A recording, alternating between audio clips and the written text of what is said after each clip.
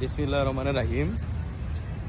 এটা আমাদের গ্রামের ভাষায় এটা একটা ধইঞ্চা গাছ। এই গাছের অনেক উপকার।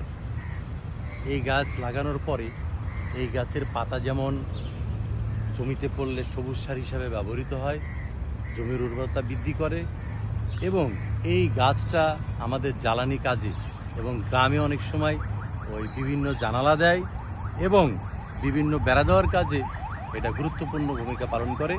এবং আমাদের এই জমিতে আমরা যখন এই গাছটা কেটে আমরা জমিতে যখন রেখে দিই তখন এটা পচে যে জৈব সার হয়, এটা জমির জন্য খুবই গুরুত্বপূর্ণ এবং জমির খুবই উর্বরতা বৃদ্ধি করে।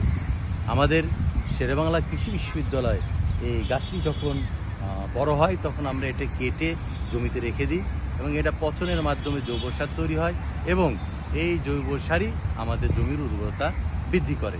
আসুন আমরা এই ধইঞ্চা গাছ চাষ করি এবং এইটার উপকার আমরা পেতে আগ্রহী হই। আল্লাহ হাফিজ।